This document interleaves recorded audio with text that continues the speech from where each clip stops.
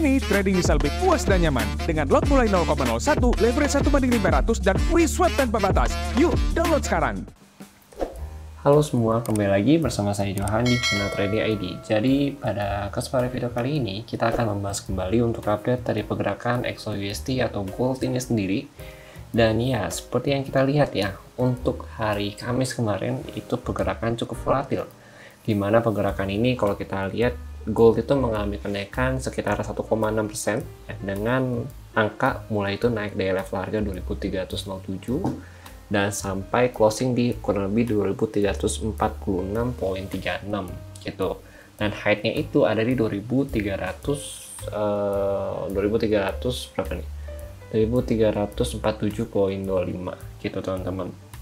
Dan ini pergerakan yang sangat luar biasa. Lalu kita juga mau pantau dikit nanti untuk DXY ya, dimana DXY ini dia sudah menutup kedua gapnya ya teman-teman ya gitu. Oke, sebelum kita bahas untuk chart ya, nanti kita juga akan bahas intraday lebih lanjut. Kita mau bahas dulu untuk news hari ini gitu. Oke, jadi kalau kita lihat nih untuk news hari ini tidak ada, tapi coba kita filter, kita open dulu ya, kita masuk ke bintang 2 juga, kita cek dulu ya. Nah, kadang-kadang investing itu yang bintang 3 bisa dianggap bintang 2 juga sama dia gitu teman-teman. Nah, oke. Jadi untuk hari ini itu ada news ya. Ini ada news dari Michigan ya. Mungkin kalau kalian pakai aplikasi MyFXBook itu nggak usah diganti ke bintang 2 atau bintang 3 atau high risk, medium risk. Nah, Michigan ini kalau kalian lihat di MyFXBook ya, itu masuk ke dalam kategori high risk teman-teman. Nah, di sini kalau kita lihat nih, Michigan itu di report setiap jam 9 malam ya. Dan ini yang perlu kita pantau itu adalah yang ini. Michigan Consumer Expectation gitu, sama sentiment ya di sini teman-teman. Nah, ini kalau kita lihat yang Michigan Consumer Sentiment ya dari 77.2 ke 76.0. Nah, di sini menunjukkan kalau dari si Michigan ini membuat atau memberikan nilai yang cukup negatif ya untuk si DXY, karena dia berada di bawah forecast atau di bawah previous ya untuk si forecastnya ini sendiri gitu, dari 77.2 ke 76.0 gitu teman-teman. Nah, ini kemudiannya ada FOMC member Bowman ya, speak itu di jam 8 malam ya, selebihnya sih ada jam 1 siang nanti ya. Nah, ini jam 1 siang nanti ada FOMC member daily speak ya. Jadi ini bintang 2 speaknya sebenarnya ini hanya member ya, just a member untuk FOMC only. Tapi ya mungkin kalau ada yang masukan atau apa, nanti ada update akan saya coba update di channel Telegram, Instagram maupun TikTok nantinya gitu teman-teman. Ya, kemudian jam 9 malam ya, ini ada Michigan Consumer yang perlu kita pantau untuk si DXY, dan potensinya itu adalah negatif untuk si DXY itu sendiri. Ya, let's see nanti bagaimana data aktualnya ini keluar gitu teman-teman. Nah, ini kan data forecast ya gitu. Oke, lanjut lagi. Kita mau bahas lagi nih mengenai OI data. Oke, jadi ini OI datanya kita pakai less than 30 dulu. Nah, ini untuk OI data yang update tanggal 8 ya gitu. Ini tanggal 8, jadi bisa dikatakan ini yang hari Rabu gitu teman-teman. Nah, ini kalau kita lihat ya, untuk yang 1 DTE-nya mungkin terdekatnya itu untuk saat ini ya 2350 itu sudah kecapai ya kan. Di sini memang cukup ramai di sini nunggunya ya, seperti yang kita bahas di video hari Rabu ya, kalau nggak salah Rabu atau Selasa gitu yang kita bahas. Kalau memang dari OI data, maka gold itu masih berada di range akumulasi 2300 sampai 2350 teman-teman gitu. Nah, ini kalau kita lihat saat ini gold sudah hampir menyentuh kembali 2350-nya, dan memang berarti ya si gold ini sedang berada di area resisten dari si OI data itu sendiri gitu. Nah, nanti di atas 350 berarti targetnya itu bisa ke 360 ya, 360 kembali, kemudian bisa ke 380 sampai 385 kembali teman-teman gitu. Itu kalau kita lihat dari target long term ya, atau target jauh dari si gold itu sendiri gitu. Nah, berarti kalau di bawah 350 di mana bang? Nah, kalau di bawah 350 berarti kita lihat lagi itu kurang lebih di sini 340, 330, 320 ya kan, bahkan paling possible itu bisa ke 310 gitu. Karena kalau kita lihat memang put money-nya ini ya 310 ini cukup banyak gitu ya. Tapi yang possible itu 320 sama 310 nih. Itu dua area ini yang perlu kita pantau sebagai area support dari OI data gitu. Kemudian nanti ada lagi support selanjutnya itu di 2300 dari sini gitu. Tapi 2300 agak kecil ya, lebih banyak di 2310 gitu. Ya, jadi itu kalau dari OI datanya. Kalau di atas 350 berarti kita bisa pantau 360 ya, kemudian 380 sampai 385 gitu. Oke, lanjut lagi. Ini dari OI data udah clear ya. Nah, kita mulai dari technically tapi dari daily-nya dulu nih. Mungkin sebelum kita lanjut ke gold ini sendiri, ya kita mau lihat dulu dari DXY. Nah, kalau di DXY sesuai dengan analisa sih gitu. Kalau kita lihat sini, kemarin kita ada bahas ya. Kalau hasil dari newsnya si Inirsa Jobless Claim ini ya yesterday itu kurang bagus gitu. Ya di 209 ternyata lebih tinggi itu di 331 gitu teman-teman. Dan untuk saat ini pun kalau kita lihat untuk si DXY sudah tutup kedua gapnya. Jadi gap yang kemarin ya hari Kamis sama gap yang hari Rabu itu sudah tertutup teman-teman. Jadi ini sudah tidak ada utang gap lagi untuk si DXY itu sendiri gitu. Ya dari saat ini malah dilihat ya untuk DXY ini dia memakai skenario paling ekstrim yang sudah kita bahas di hari kemarin, yaitu turun sampai kurang lebih ke 105.31 ya, bahkan tembus bisa saat ini ada di 105.21 gitu teman-teman. Jadi udah turun 10 pip ke bawah ya gitu. Ya, nggak apa-apa gitu. Jadi ini kalau kita lihat memang dia belum breakout ya dari area resisten daily-nya dia nih. Nah ini kan resisten daily yang kita bahas ya. Ini area breakout. Nah ini resisten gitu. Ini support, ini breakout, ini resisten gitu. Nah ini kalau kita lihat ya memang secara tren untuk si DXY ini karena dia belum bisa break dari resisten daily-nya dia atau intraday-nya dia, maka dia masih ada possible untuk turun lagi ke bawah gitu ya, selama dia bertahan ya. Selama dia bisa break dari 105.13 ini ya, nanti target dia bisa lanjut ke 104.96 sampai kurang lebih ke 104.69 kan 104.49 teman-teman. Nah sekarang kalau kita lihat nanti ya ini kan hari Jumat ya, jadi harus agak berhati-hati dengan hari Jumat ini ya. Ya seperti biasa kok hari Jumat kita harus hati-hati, walaupun hari Kamis kemarin itu toppingnya itu berasa hari Jumat gitu ya teman-teman ya. Tapi ya ini tetap harus hati-hati gitu dari hari Jumat. Nah ini kalau kita lihat kalau hasil newsnya jelek dari Michigan ya, dan nanti jam 1 sampai jam 8 malam ya, jam 1 siang sampai jam 8 malam itu ada speak dari FOMC members ya. Jadi kalau kita gabungkan dengan newsnya misalkan negatif gitu ya, maka DXY itu bisa breakout ya ke bawah 105 dengan target pertama itu di 104.96 sampai 104.84 ya.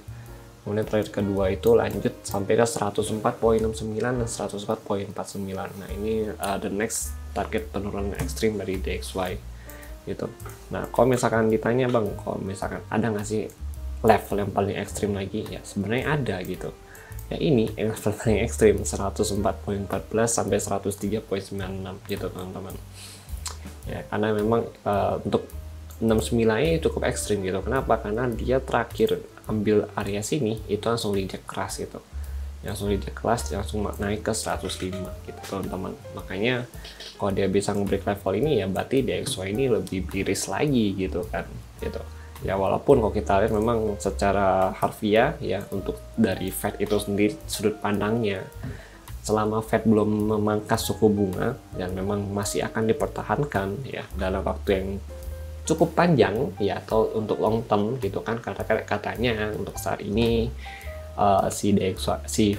Fed ini kan maunya mangkas suku bunga itu akhir 2024 gitu. Jadi di pertengahan itu dia nggak jadi mangkas gitu. Jadi memang secara harfiah kalau dari sudut pandang the Fed ya itu masih positif untuk si DXY itu sendiri. Artinya DXY bagi dia tuh masih akan bertahan di level yang cukup tinggi atau stabil ya di level cukup tinggi dalam jangka waktu selama 2024 ini pertengahan ya, jadi dari awal hingga pertengahan gitu, nanti akhirnya baru akan melemah. Kenapa? Karena di akhir kan dia mau kasih suku bunga gitu teman-teman ya. Itu kalau memang sudut pandang dari the Fed. Tapi kalau dari technically memang untuk saat ini DXY masih ada potensi turun gitu. Kenapa? Karena dia sudah break dari struktur harga naik di 4 hours-nya dia gitu teman-teman gitu ya. Ini struktur harga naik, nah ini udah di breakout, dan ini dia potensi membuat swing high yang lebih rendah dan potensi membuat swing low ya yang baru lagi teman-teman gitu ya. Tapi let's see nanti bagaimana ya kan. Untuk saat ini juga dia sedang berada di area support ya untuk si DXY itu sendiri gitu. Oke, itu untuk dari DXY. Nah, sekarang kita mau lihat dari goldnya gimana nih. Goldnya sendiri ya, atau si XAUUSD, ini sih luar biasa ya. Jadi ini printed bullish candle ya kan, ini terbentuk dengan sangat sempurna untuk bullish candle-nya, dan dia berhasil break dari mother candle nih. Lalu dia berhasil break dari current high yang diciptakan selama 23 hari ya, di tanggal 25 April, 26 sampai 29 April itu di breakout.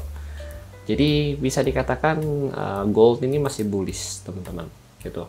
Dan masih ada potensi untuk gold ini bisa break di atas 2350 dengan target nanti kita akan cek di bagian intraday. Tapi kalau kita lihat dari daily sih, target breakout dia nanti misalkan dia break dari 2350 ya. Jadi kita ambil dulu dari current high ya, dari sini. Nah, sini. Itu berarti di 2360.95 ya, atau kita buletin aja lah ke 2361 gitu. Ini kalau kita lihat dari last rejection di tanggal candle di tanggal 17 April sama 18 April gitu teman-teman. Oke, jadi itu kalau dia breakout ya. Target terdekatnya di 2361, kemudian target terjauhnya itu bisa naik ke 237 berapa ini? 2373 gitu. Ya 2373 itu bisa juga dicapai sama si gold itu sendiri gitu.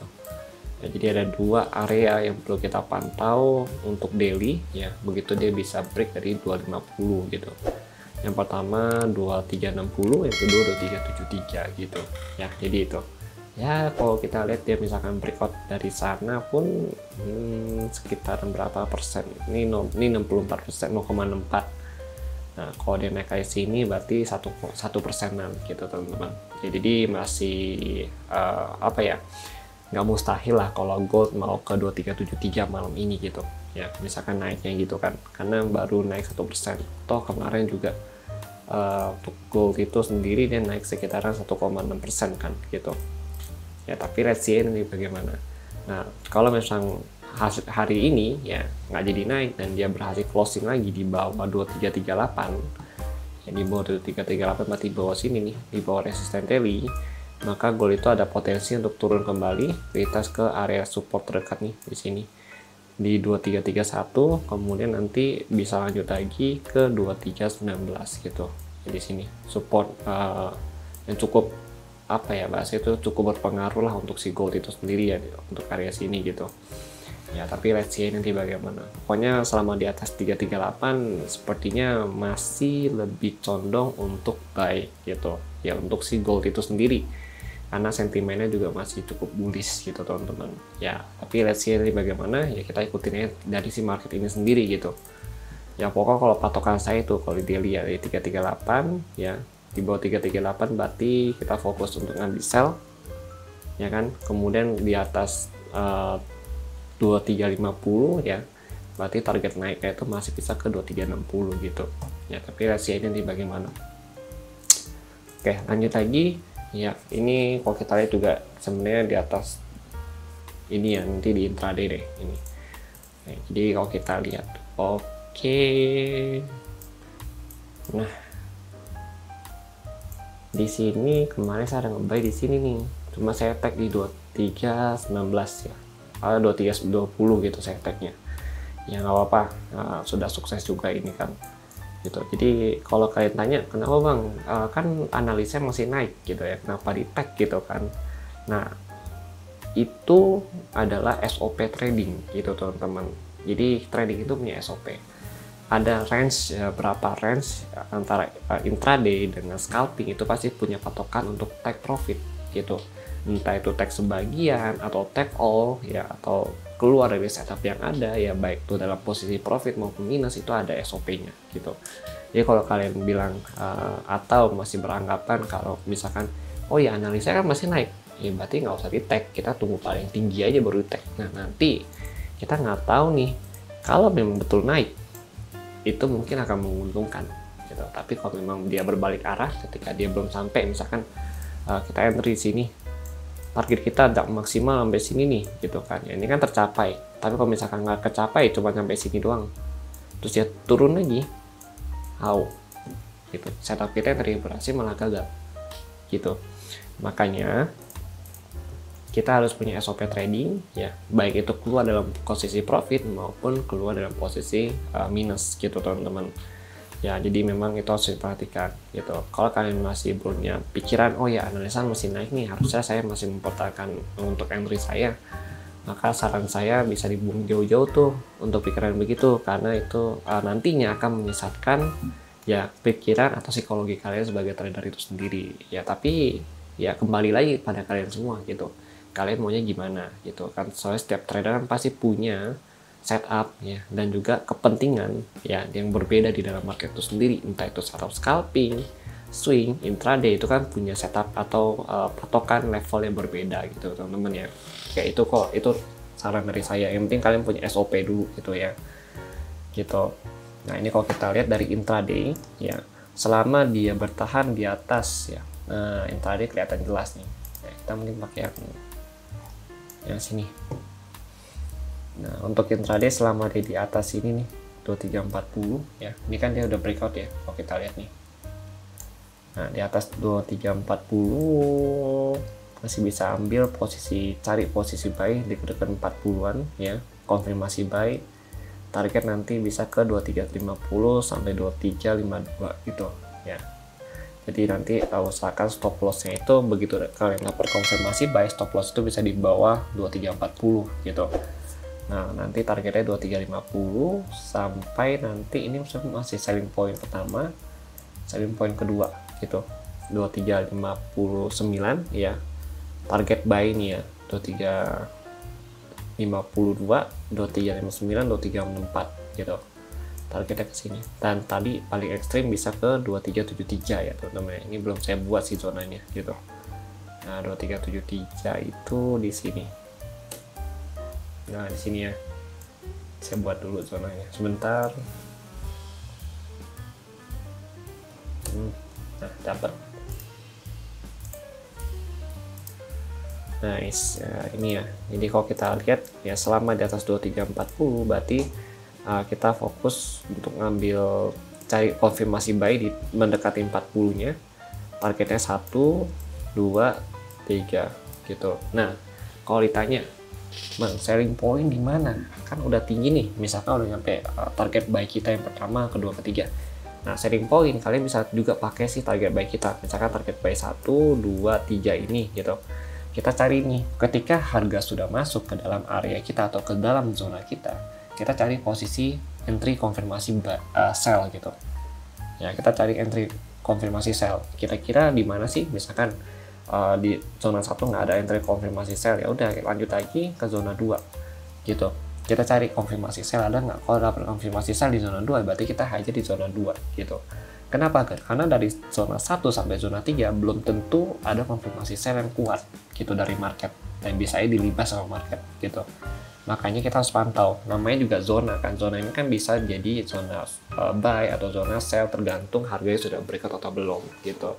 Nah karena untuk saat ini harganya belum breakout untuk ketiga zona di atas ini, maka ini masih menobatkan ini sebagai zona selling point gitu. Ini saya juga sudah kasih notif ya di sini ya, alert di trading view saya gitu. Nanti akan mungkin saya kasih alert juga di zona yang baru ini gitu. Nah untuk zona buy berarti untuk saat ini 1, 2 sama ini 3 gitu ya, 1, 2, 3 di sini. Ini juga kalian masih butuh konfirmasi nih gitu, konfirmasi tambahan itu mungkin bisa dari volume atau candlestick pattern tambahan gitu kan, itu bebas kalian boleh cari sendiri. Tapi kalau dari saya pribadi, kalian mungkin bisa pantau di time frame 15 atau 30 menit untuk cari konfirmasi buy atau sell-nya untuk si gold ini sendiri teman-teman gitu. Ya misalkan kayak bullish engulfing, morning star ya kan, itu kan adalah pattern yang bisa dipakai untuk dijadikan sebagai acuan, sebagai entry kita gitu ketika harga berada di area support atau demand itu sendiri ya, atau area breakout itu sendiri gitu teman-teman ya, entah itu bearish engulfing, terus evening star ya itu mungkin untuk pola pattern sell gitu teman-teman ya gitu. Ya itu ada beberapa masukan dari saya sih gitu loh ya. Pokoknya ini untuk area-area kita untuk hari ini ya kan. Nanti mungkin untuk area buy keempat itu kita mau pantau kurang lebih kesini lagi nih. Nah 4 saya mau langsung di sini aja di 310 sampai 308 gitu teman-teman ya. Jadi gitu.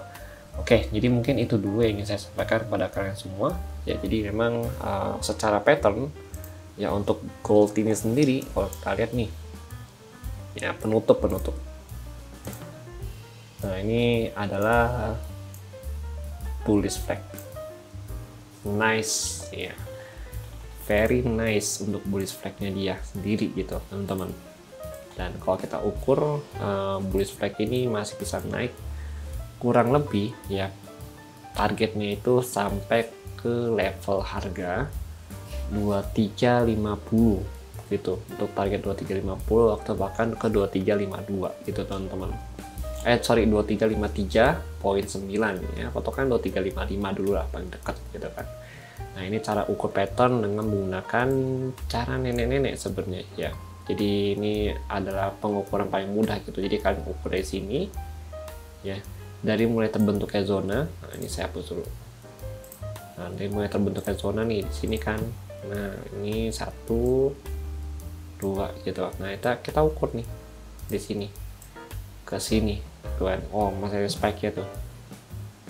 Terus masuk ke sini terakhir breakout. Nah ini sorry. Nah, jadi kalau kita lihat terakhir breakout dari ujung sini ya ke sini, kalau kita ukur dari area dari lowest point ke breakout area dia itu masih bisa sampai ke 2360 sampai 2364 gitu ya. Jadi kita patokin nanti untuk cari selling point enaknya di mana. Kalau memang jujur 2350 ini masih agak high risk gitu, tapi worth to try kalau misalkan ada konfirmasi untuk sell di area sini gitu ya. Paling nggak usah jauh-jauh lah, cukup 2344 2340 dulu sebagai permulaan kategori kita untuk take profit ya, atau bahasa itu kayak perfect profitnya kita gitu ya gitu. Oke, jadi mungkin itu dulu yang ingin saya sampaikan. Dan ingat ini hari Jumat ya, jadi harus tetap stay safe trade dan jangan menggunakan semua equity kalian yang ada di dalam akun trading kalian ya untuk hari ini gitu. Jadi tetap minimalisir resiko yang ada. Oke, terima kasih bagi yang sudah nonton dan sampai jumpa pada video berikutnya.